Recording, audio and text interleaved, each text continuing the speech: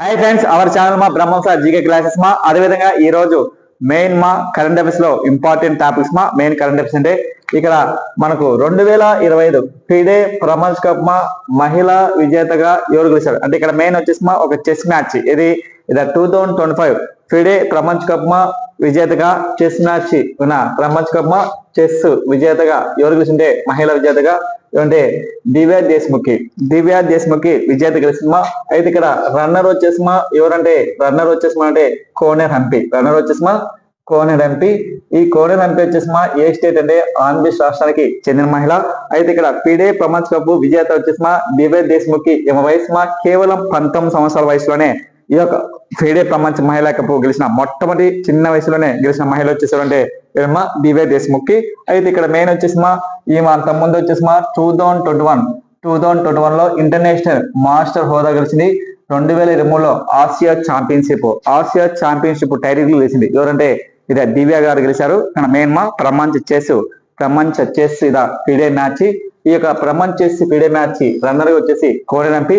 Last year దివ్య దేశ్ముఖి last year grand master హోదా వచ్చింది. ఇది గ్రాండ్ మాస్టర్ హోదా వచ్చింది. ఎన్ని పాయింట్ అంటే కేవలం 2,500 పాయింట్తో 2,500 పాయింట్తో ఈమె విజయం సాధించింది. ఏంటంటే ఇది ప్రముఖ ప్రశ్న అంటే దివ్యా దేశ్ముఖి.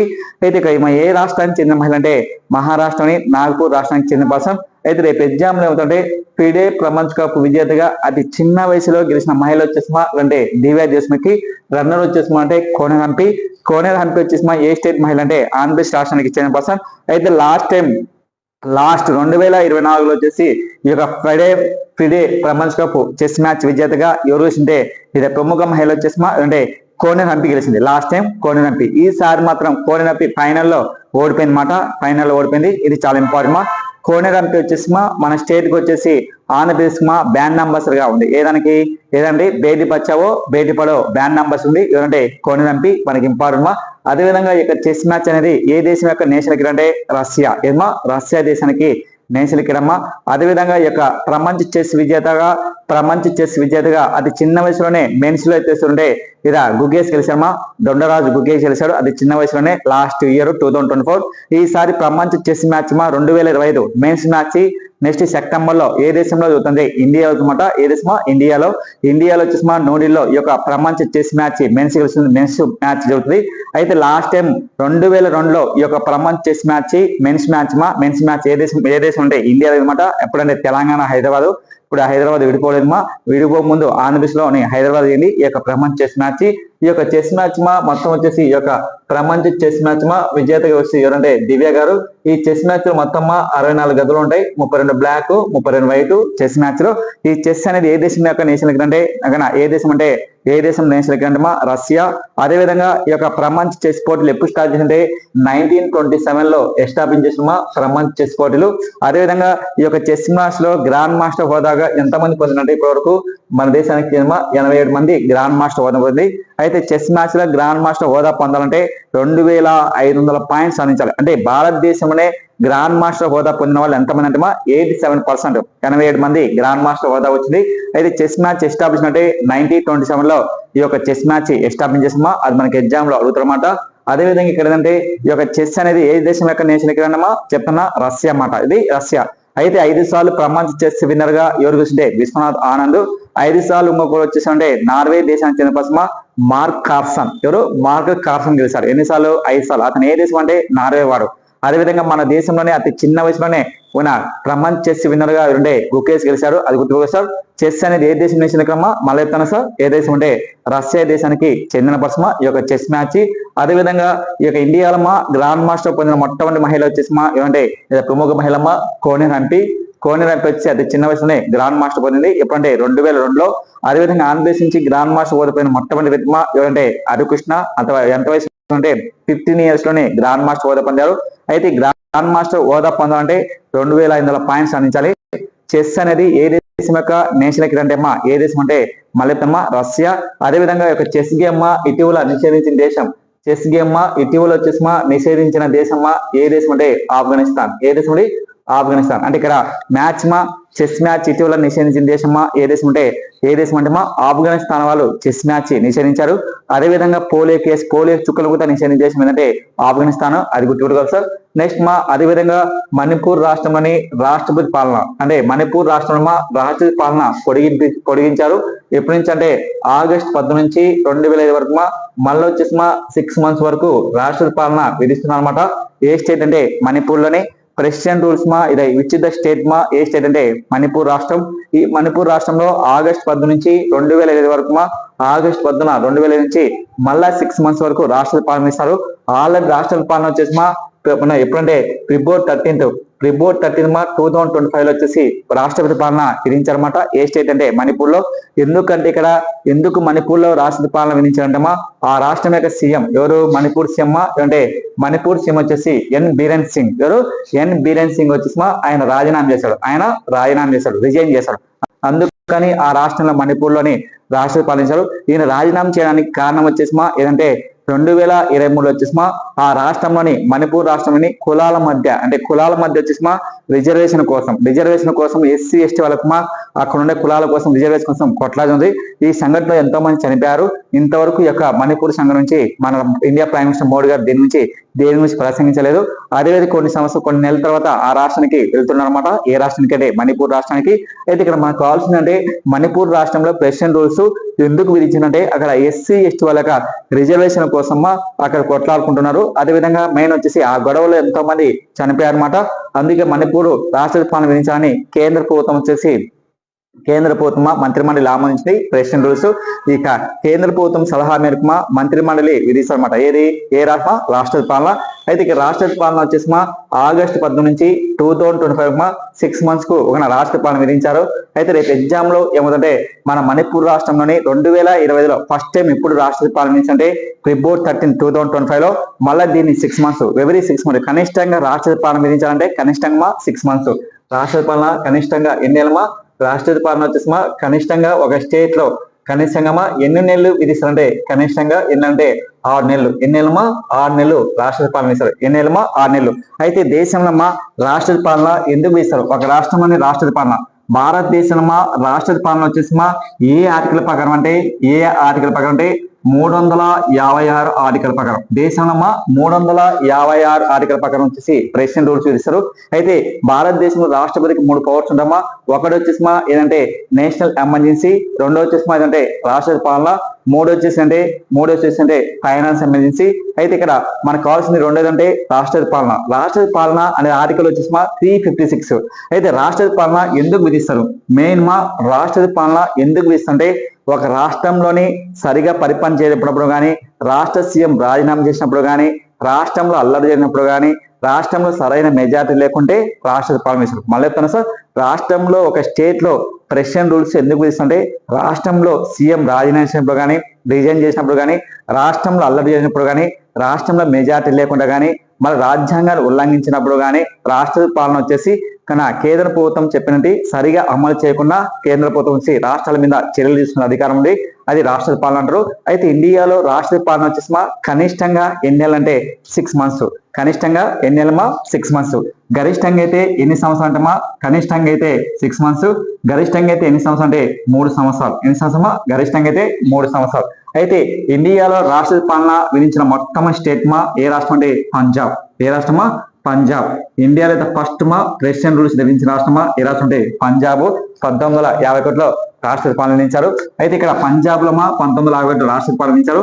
అయితే ఇది 3 సంవత్సరాల కంటే ఎక్కువ విధించారు. 3 సంవత్సరాల కంటే ఎక్కువ సార్లు విధించారు. ఎన్నిసార్లు, 5 years వరకు విధించారు. ఒకసారి రాష్ట్రపతి పాలన కనిష్టంగా ఎన్ని నెలలు 6 months, గరిష్టంగా అయితే ఎన్ని సంవత్సరాలు, గరిష్టంగా అయితే 3 సంవత్సరాలు. 3 సంవత్సరాల కంటే రాష్ట్రపతి పాలన విధిస్తే ఆ రాష్ట్రంలో ఏంటంటే రాజ్యాంగ సవరణ చేయాలి. ఇది రాజ్యాంగ సవరణ అంటే అమెండ్మెంట్ చేయాలి. కేంద్ర ప్రభుత్వం మంత్రిమండలి అమెండ్మెంట్ చేయాలి. అప్పుడు రాష్ట్రపతి పాలన పొడిగించారు. ఎక్కువ సంవత్సరాలు విధించిన స్టేట్ ఏ స్టేట్ అంటే పంజాబ్. 5 సంవత్సరాలు విధించారు. ఇది 5 సంవత్సరాలు. ఏ రాష్ట్రంలో, పంజాబ్ లో. అయితే ఇండియాలో రాష్ట్రపతి పాలన ఎక్కువ సంవత్సరాలు అంటే ఏ రాష్ట్రంలో ఎక్కువ సార్లు విధించారు, ఏ రాష్ట్రంలో ఎక్కువ సార్లు విధించినంటే మణిపూర్లో వచ్చేసి ఎన్నిసార్లు అంటే ఇప్పటి వరకు వచ్చేసి 13 సార్లు. ఎన్నిసార్లు, 13 సార్లు విధించారు. ఎన్నిసార్లు, ఒకప్పుడు 12 సార్లు పొడిగించారు కాబట్టి ఎన్నిసార్లు 13 times the president rules the Manipur. అదేవిధంగా సెకండ్ మా ఏదంటే ఉత్తరప్రదేశ్ ఎన్నిసార్లు అంటే 9 times. మూడు వచ్చేసి అంటే జమ్మూ కాశ్మీర్ ఎన్నిసార్లు అంటే 9 సార్లు. జమ్మూ కాశ్మీర్ 9 సార్లు గుర్తుపడు సార్. అదేవిధంగా కేరళలో వచ్చేసి ఎన్నిసార్లు అంటే కేరళలో వచ్చేసి ఎన్నిసార్లు అంటే 8 సార్లు. ఏదండి ప్రెసిడెంట్ రూల్స్. అయితే ప్రెసిడెంట్ రూల్స్ ఎక్కువ ఏ స్టేట్ మణిపూర్ ఎన్నిసార్లు 13 times. అదేవిధంగా ఉత్తరప్రదేశ్ ఎన్నిసార్లు 9 times. జమ్మూ కాశ్మీర్ ఎన్నిసార్లు 9 times. అదేవిధంగా కేరళ ఎన్నిసార్లు 8 సార్లు. ఏమా ప్రెసిడెంట్ రూల్స్ గుర్తుపెట్టుకోవాలి. అయితే ఇండియాలో ఈ యొక్క ప్రెసిడెంట్ రూల్స్ గుర్తుపెట్టు సార్. ఇండియాలో ప్రెసిడెంట్ రూల్స్ దేశంలో రాష్ట్ర పాలన ఒక రాష్ట్రంలో ఎందుకు అంటే ఆర్టికల్ 352 ప్రకారం ఆర్టికల్ 356 ప్రకారం ప్రెసిడెంట్ రూల్స్ అనమాట. అది గుర్తుపెట్టుకోవాలి సార్. అయితే ఇక్కడ మన ఆంధ్రప్రదేశ్ లో అయితే ఆంధ్రప్రదేశ్ లో ఎన్నిసార్లు అంటే 2 సార్లు. ఆంధ్రప్రదేశ్ అయితే 2 సార్లు. ఆంధ్ర రాష్ట్రం అయితే ఎన్నిసార్లు అంటే ఎన్నిసార్లు అంటే ఒకసారి. ఆంధ్రప్రదేశ్ లో ఎప్పుడంటే 1973లో ఒకసారి, 2014లో ఒకసారి. అంటే ఇది మన ఆంధ్రప్రదేశ్ అయితే ఎన్నిసార్లు 2 సార్లు. ఎప్పుడు 1970లో ఒకసారి, నెక్స్ట్ 2014 ఒకసారి. అయితే ఆంధ్రప్రదేశ్ లో వచ్చేసి 1970లో మెయిన్ వచ్చేసి కారణం వచ్చేసి ఏంటంటే జయ ఆంధ్ర ఉద్యమం, తెలంగాణ ఉద్యమం అయింది. అప్పుడు ముఖ్యమంత్రి వచ్చేసి పివి నరసింహరావు రిజైన్ చేశారు. అదేవిధంగా 2014లో కారణం వచ్చేసి ఏంటంటే ఆంధ్రప్రదేశ్ విడిపోయిన తర్వాత తెలంగాణ నుంచి ఆంధ్రప్రదేశ్ విడిపోయింది. అప్పుడు కిరణ్ కుమార్ రెడ్డి గారు రాజీనామా చేశారు. రాష్ట్ర పాలన విధించారు. అదొకటి గుర్తుపెట్టుకుని మళ్ళీ ఆంధ్ర రాష్ట్రం అయితే ఒకసారి ఏంటి ఆంధ్ర రాష్ట్రం అయితే 1954 ఆంధ్ర రాష్ట్ర ముఖ్యమంత్రి వచ్చేసి ప్రకాశ పంతులు గారు.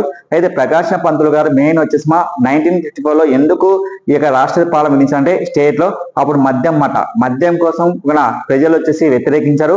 ఎమ్మటి వచ్చి దాన్ని కంట్రోల్ చేయలేక ఆయన రాజీనామా చేసి కేంద్ర ప్రభుత్వం వచ్చి రాష్ట్ర పాలించింది. అయితే దేశంలో ఒక రాష్ట్ర పాలన విధించే అధికారం వచ్చేసి కేంద్ర ప్రభుత్వం సలహా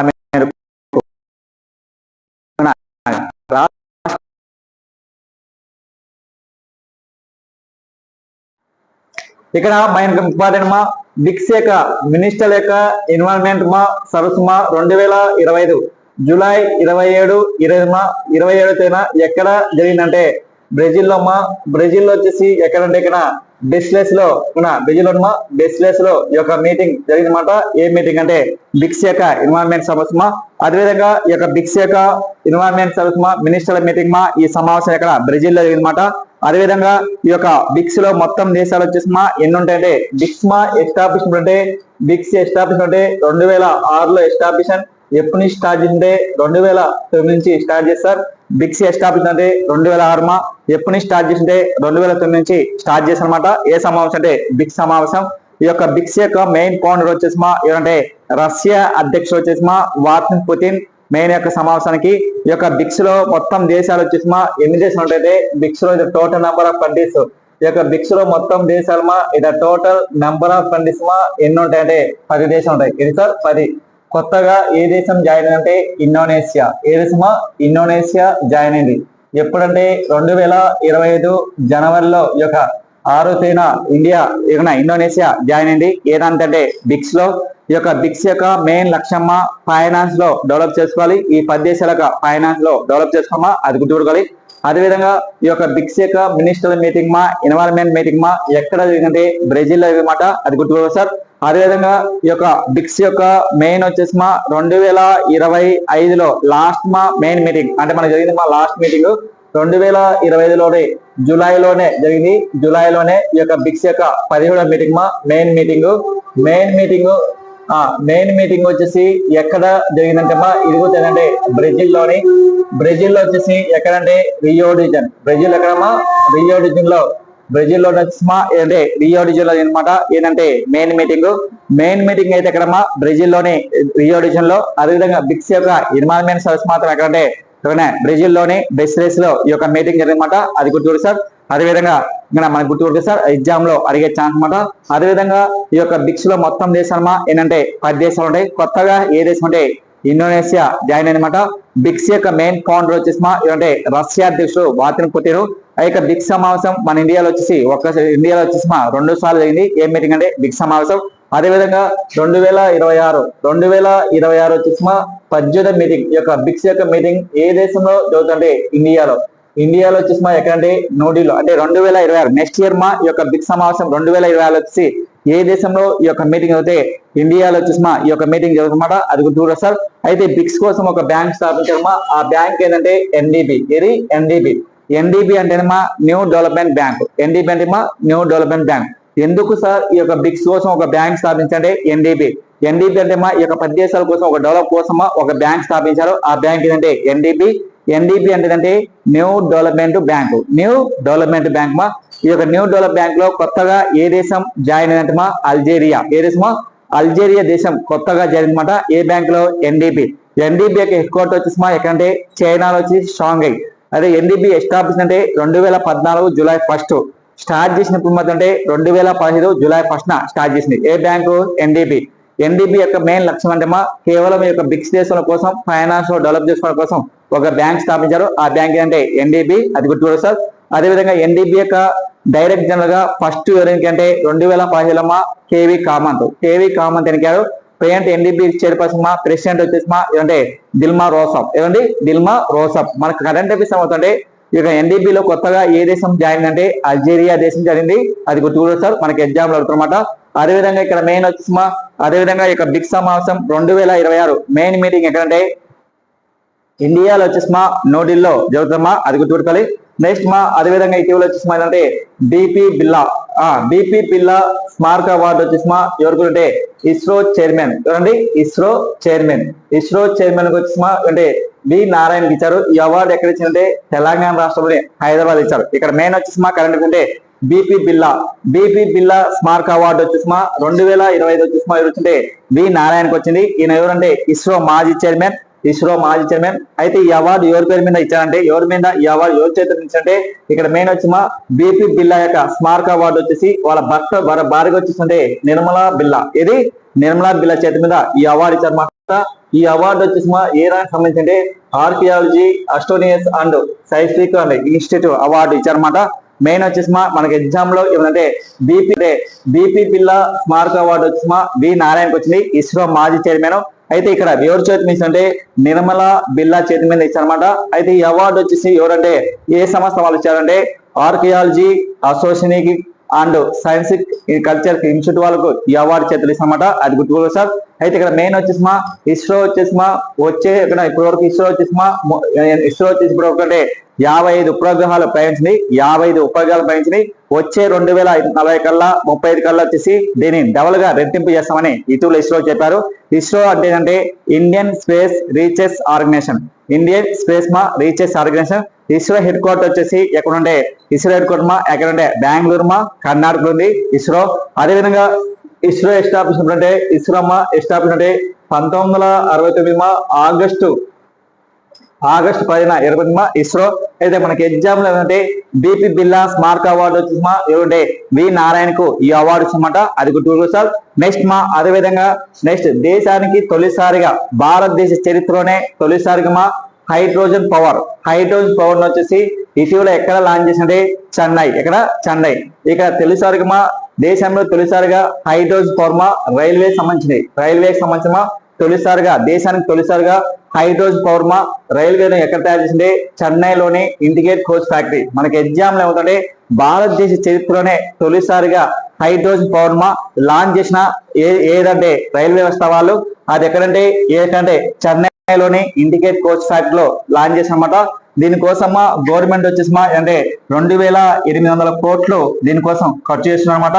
అదేవిధంగా దీని యొక్క ఎంతంటే శక్తి అంటే ఈ యొక్క కోచ్ శక్తి ఏంటంటే హైడ్రోజన్ పవర్ ఏంటంటే 1200 హెచ్పి పవర్స్ దీని యొక్క పవర్స్ ఎక్కువ అనమాట. అదేవిధంగా దీన్ని ఎక్కడ తయారు చేసింటే రైల్వే శాఖ మంత్రి ఇది పీయూష్ గోయల్ ప్రకటించారు. రైల్వే శాఖ మంత్రి పీయూష్ గోయల్ ఎక్కడ తయారు చేసింటే చెన్నైలోని ఇండికేట్ కోచ్ ఫ్యాక్టరీలో తయారు చేసిమా. ఇది త్వరలో దీన్ని అమలు చేయనమాట. అంటే రేపు ఎగ్జామ్ తో దేశంలో తొలిసారిగా రైల్వే వ్యవస్థలో హైడ్రోజన్ పవర్ రైల్వే లాంచ్ చేసిన ఎక్కడ తయారు చేసినట్టు ఎక్కడంటే చెన్నైలోని ఇండికేట్ కోచ్. ఎందుకంటే ఇక్కడ కూడా తయారు చేశారు. పోయిన సార్ 2019 ఒక రైలు తయారు చేశారు. ఏదంటే వందే భారత్ ఎక్స్ప్రెస్. వందే భారత్ ఎక్స్ప్రెస్ కూడా లాంచ్ చేశారు. ఎక్కడ తయారు చేసిమా? ఎక్కడంటే ఇండికేట్ కోచ్ ఫ్యాక్టరీ తయారు చేశారు. ఇది ఇండియాలోనే ఇది ఫాస్టెస్ట్ రైల్ ఏదంటే వందే భారత్ ఎక్స్ప్రెస్. గంటకు 180 కిలోమీటర్ వేగంతో ఈ యొక్క వందే భారత్ ఎక్స్ప్రెస్ లాంచ్ చేస్తామట. ఇది మెయిన్ వచ్చేసి వందే భారత్ యొక్క ఎక్స్ప్రెస్ యొక్క మెయిన్ యొక్క అంతకుముందు ఓల్డ్ నేమ్ వచ్చేసిమా ఏదంటే ఓల్డ్ నేమ్ వచ్చేసిమా మనకు అవుతాడు old name Vande Bharat express యొక్క మెయిన్ ఓల్డ్ నేమ్ కూడా అడుగుతారు అనమాట. అది గుర్తుకోండి సార్. అదే విధంగా ఇక్కడ ఏంటంటే ఇండియాలో ఫాస్టెస్ట్ స్టైల్ వచ్చేసిమా ఏదమ్మా వందే భారత్ ఎక్స్ప్రెస్. దాని ఓల్డ్ నేమ్ వచ్చేసి అంటే ట్రైన్ 18. ఇది ట్రైన్ 18 అనమాట. ట్రైన్ 18 మా అది గుర్తుపెట్టుకోవాలి. నెక్స్ట్ మా అదే విధంగా ఇటీవల కేంద్ర ప్రభుత్వం వచ్చేసి ఒక చట్టం వేశారన్నమాట. ఏదంటే ఒక 24 యాప్లను నిషేధించారు. ఏదంటే అశ్లీల చిత్రాల పైన నిషేధించినమాట. ఎన్ని యాప్లు అంటే 24 యాప్లను నిషేధించారు. నెక్స్ట్ మా అదే విధంగా ఇండియా ప్రైమ్ మినిస్టర్ మోడీ గారు ఒక కొత్త కేంద్ర ప్రభుత్వమా ఆగస్టు 1 నుంచి ఒక స్కీమ్ లాంచ్ చేసిందమ్మా. ఆ స్కీమ్ వచ్చేసిందంటే పిఎం వికసిత్ భారత్ రోజ్గార్ యోజన్. భారత్ మా రోజ్గార్ యోజన్ అనే స్కీమ్ లాంచ్ చేస్తామన్నమాట. ఏ స్కీమ్ అంటే 2025 ఆగస్టు 1 వచ్చేసిమా PM Viksit Bharat Rozgar Yojana scheme launch చేస్తారు. ఎప్పుడంటే ఆగస్టు 1 నుంచి 2025 ఆగస్టు 1, 2025 లాంచ్ చేస్తారు. ఎక్కడంటే ఇండియా ప్రైమ్ మినిస్టర్ న్యూఢిల్లీలో లాంచ్ చేస్తామా. అయితే ఈ యొక్క స్కీమ్ యొక్క లక్ష్యం అంటే భారత్ రోజ్గార్ యొక్క లక్ష్యం అంటే భారతదేశంలోనే వచ్చే 2 సంవత్సరాల్లో వచ్చేసిమా 3.5 కోట్ల మందికి అన్ఎంప్లాయ్మెంట్ కు ఉద్యోగాలు కల్పించాలి. ఏ రంగం అంటే ఉపాధి రంగంలో వచ్చి ఉద్యోగాల కల్పన కోసం ఈ యొక్క స్కీమ్ లాంచ్ చేస్తారు. అదేవిధంగా ఈ స్కీమ్ వచ్చేసిమా 2 సంవత్సరాల వరకు ఈ యొక్క స్కీమ్ వర్తిస్తామన్నమాట. ఎప్పుడంటే 2025 ఆగస్టు 1 నుంచి 2027 జూలై 31 వరకు ఈ యొక్క స్కీమ్ వర్తిస్తామన్నమాట. ఈ స్కీమ్ కోసం 2 సంవత్సరాల్లో కేంద్ర ప్రభుత్వం వచ్చి 99,446 కోట్లు కేటాయించింది. కేంద్ర ప్రభుత్వం 99,446 కోట్లు కేటాయించింది. వచ్చే 2 సంవత్సరాల్లో 3.5 కోట్ల మందికి ఉద్యోగం కల్పించాలి. అదేవిధంగా ఈ స్కీమ్ వచ్చేసి 2 సంవత్సరాల వరకు వర్తిస్తుందన్నమాట. ఏ స్కీమ్ అంటే భారత్ రోజ్గార్ యోజన్ అనే స్కీమ్ చాలా మంచి స్కీమ్. వచ్చే అన్ఎంప్లాయ్మెంట్ లో ఏది మనకు 10th క్లాస్ కానీ ఇంటర్ కానీ డిగ్రీ ఫైనల్ కానీ వాళ్ళకు ఉపాధి కల్పించి ఇప్పుడే కనీసం మినిమం నెలకు వచ్చేసి 20,000 రూపాయలు కనీసం తన కాళ్ళ మీద నిలబడడానికి కనీసం 20,000 రూపాయలు కనీసం నిలబడి వాళ్ళకు ఉపాధి కల్పించడం ఈ యొక్క స్కీమ్ లాంచ్ చేసామా. ఏ స్కీమ్ అంటే వికసిత్ భారత్ రోజ్గార్ యోజన్ మనకి ఇంపార్టెంట్ మా. నెక్స్ట్ అదే విధంగా ఇటీవల వచ్చేసిమా ఒక అవార్డు ఇచ్చారమ్మా. ఏదంటే ఇంటర్నేషనల్ షుగర్ ఎక్స్పోర్ట్ అవార్డ్ 2025 లో ఎవరికి వచ్చిందంటే ఇది ప్రముఖ పర్సన్ వచ్చేసిందంటే మల్లపూడి నరేంద్రనాథ్. ఇక్కడ ఎగ్జామ్ లో ఏమంటే అంతర్జాతీయ షుగర్ ఎక్స్పోర్ట్ 2025 వచ్చేసిమా ఎవరికి వచ్చిందంటే ముల్లపూడి వచ్చేసిమా నరేంద్రనాథ్ కు ఈ అవార్డు ఇచ్చినమాట. అదేవిధంగా ఈ అవార్డు వచ్చేసిమా మెయిన్ వచ్చేసి ఎందుకంటే షుగర్ అంటే మనకు చక్కెర పరిశ్రమలో ఉపాధి ఎక్కువ కల్పించారు. ఈ అవార్డు ఇచ్చారన్నమాట. ఈ అవార్డు వచ్చేసిమా ఎక్కడంటే ఎక్కడ ఇచ్చారంటే తెలంగాణలోని హైదరాబాద్ ఇచ్చారమ్మా. అదేవిధంగా ఇతను మల్లపూడి నరేంద్రనాథ్ వచ్చేసి దేంతో ఫేమస్ అంటే ఇక్కడ తణుకులోని చాలా ఫేమస్ పర్సన్ అదేవిధంగా ఇతనికి ఫ్యాక్టరీస్ కూడా చాలా ఫ్యాక్టరీస్ ఉంటాయి. ఎవరంటే ఇతర ప్రముఖ పర్సన్ వచ్చి ఉంటే మల్లపూడి నరేంద్రనాథ్ కు వెరీ ఇంపార్టెంట్ అది మనకి ఎగ్జామ్ లో అడుగుతారనమాట. ఇది సార్ మెయిన్ కరెంట్ అఫైర్స్ కొత్తగా చూసేవారికి మన ఛానల్ లైక్ చేయండి, సబ్స్క్రైబ్ చేయండి ప్రతి ఒక్కరికి లైక్ చేయండి. ఓకేనా. Thank you.